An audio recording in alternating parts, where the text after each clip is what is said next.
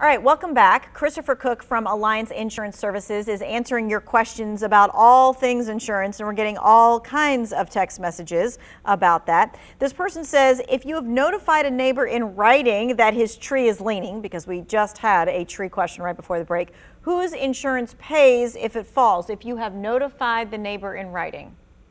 That would be a liability insurance claim. If the neighbor's liable, he has a dead tree that's going to cause damage, that would be a liability insurance claim against the, in this case, neighbor's homeowner's policy. All right, and is that something where you go to your insurance company first and say, hey, here's the letter that I sent to him, or that kind of thing? Or did you have to register that with your insurance company or with his before anything happened? We advise to use certified mail so that you can prove that the neighbor had received the communication. You don't have to register either of those. You don't have to register that letter with either insurance carrier. You know, I always hope that neighbors can work things out and work together on stuff, but you would use certified mail typically. I don't think insurance carriers are accepting read receipts on emails just yet. Yes, okay. And it's not enough for you to be like, I yelled over the fence and told him he needs to fix that tree. Yeah, that's not it, okay? That she said at that moment. Right, got it, okay. This person says, is my homeowner's rate higher because I have an original roof? Should I get it replaced before trying to get a new policy? The age of your roof is definitely an underwriting question and an underwriting factor.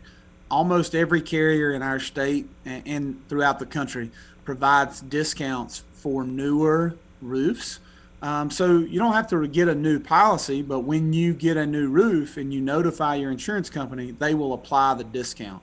And it can be a very substantial, up to 40% discount for having a brand new roof. So certainly notify your carrier when you replace your roof. Ooh, I did not know that, and I need a new roof. So that is useful information. It's a significant discount. Okay. All right. This person says, I have found some water under my house. I think there is some damage to my house from the moisture. Should my insurance cover that damage? 3 words, and I may repeat them a lot tonight: sudden and accidental. If that water's been there for quite some time, that didn't happen suddenly, nor did it happen accidentally in the manner like a fire does, or lightning strike, or hailstorm. So you'll oftentimes have an insurance claim denied or an issue when something was a long-standing issue. If it happened suddenly and or accidentally, you're going to have coverage. If it was a long water leak or a long drainage issue, or your French drain's been messed up for years and years, then that is not covered by insurance, not by homeowners insurance. And is that something that the insurance adjuster makes the determination whether it was sudden, accidental, or whether it's been there for a long time, depending on the damage? Yeah, typically that's the adjuster's input. So as a homeowner, you're going to have to, the burden of proof is on you at that moment if you disagree with the adjuster in regards to how long it's been taking place and what damage has been caused by it. Okay, this person, and you might be using those same words again that you just said. This person says, recently I have heard water in my bathroom wall when I turn on the cold water. Is this something that me or my insurance covers? And I think the key there is, recently I have heard water in my bathroom. Yeah, stop turning on your water faucet. Get a plumber involved immediately.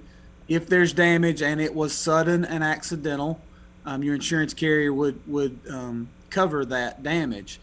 If you keep running the water through your wall for the next several months or next several weeks, then you are going to have an issue and you're going to be frustrated that your claim was denied. Okay. This person says, if you get mold on your bathroom walls, are you covered under insurance? Not typically. Mold doesn't grow overnight. So again, back to sudden and accidental. That is not typically covered. Most homeowners carriers are providing some mold and fungus coverage now, and so I want to be careful with that answer, but if mold just doesn't grow overnight, and so I ask folks to understand that concept. Because it's not like you're going to go to sleep, wake up the next day, and there's going to be mold all over your bathroom. It's something that has crept in for a while, and there was a leak somewhere, and you just weren't paying attention to it. Is that what you're saying? That was the basic biology lesson I learned in the 9th grade. Yes, ma'am. Okay. This person says, if I file a hail roof claim, will it affect my rates or my policy? Yes, past history has become super indicative of future claims, and nearly every insurance actuary will tell you that. So, yes, unfortunately, if you have a hail claim, there's a possibility that you could see a rate increase. However, the rate increase is not going to be more than what the roof damage was. That's for sure. All right, this person says, what insurance company can you get to put insurance on your furniture if you're renting? Nearly every insurance company. It's called a renter's policy. Insurance jargon is an HO4. Basic renter's insurance policy in your viewing area, Tanya, is $150 a year, $10 to $15 per month. Okay, so that's pretty cheap, and that covers the contents inside. And is that replacement?